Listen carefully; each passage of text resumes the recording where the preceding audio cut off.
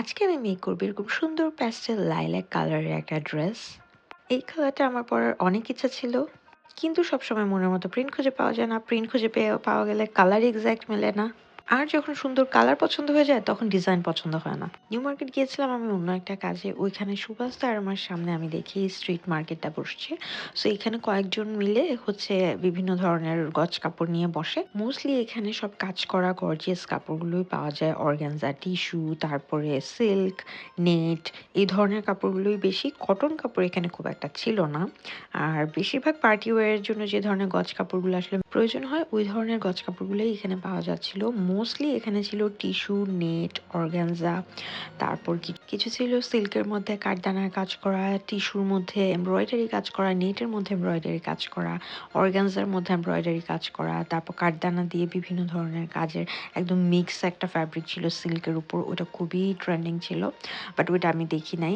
আমার একদম summer dresses মানে বানানোর জন্য যে একদম কাজ করা ছাড়া একদম যে ম্যাটেরিয়ালসগুলো একদম কাজ করা ছাড়া বলতে একদম প্লেন কাজ করা, এরকম হিজিবিজি কাঠদানা এমব্রয়ডারি বা অনেক বেশি হেভি গর্জিয়াস কোনো কাপড় আমি চাচ্ছিলাম না। সামার ড্রেসেস নর্মালি আসলে একদম সিল্কি, তারপর না হলে কটন, লিনেন এই ধরনের কাপড়গুলো দিয়ে করলে অনেক বেশি ভালো হয়। বাট এই ফ্যাব্রিকের কালারটার উপর আমার একটু চোখ আটকে গেছে, যার কারণে আমি এটা দিয়ে বানাতে চাচ্ছিলাম। সো আমি একটা মিডি ড্রেস বানানোর জন্য এখান থেকে ৩ গজ কাপড় নিয়েছি, ৩ হাত বহরের, যেটা দিয়ে এ লাইন করে খুব সুন্দর ঘের দিয়ে একটা সামার ড্রেস বানানো সম্ভব। সো এখানে এই ধরনের ম্যাটেরিয়ালসগুলো ছিল। আর এই কাপড়গুলোর মধ্যে অনেক ধরনের ভ্যারাইটিস ছিল আসলে। এখানে যাদের যেরকম পছন্দ সে এখান থেকে বের করে খুঁজে যার মন মতো বানাতে পারে।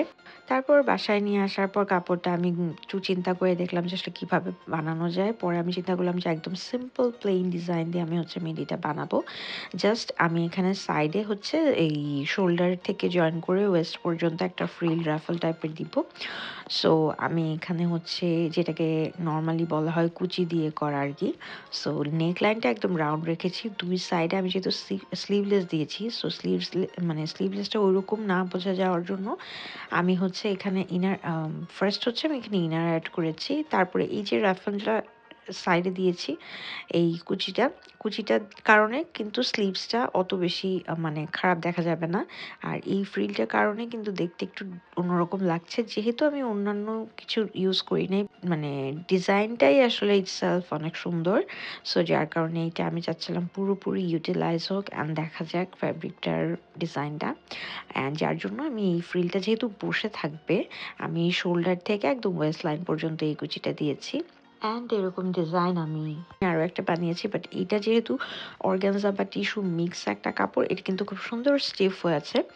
আর ওইটাতে একটু ফল বেশি থাকার কারণে ওইটা এরকম হচ্ছিল না। বাট এই ড্রেসটা পরে যদি কোনো সুন্দর একটা জায়গায় ছবি তোলা হয় অনেক সুন্দর ছবি আসবে। And that's it for today, hope you enjoy, by.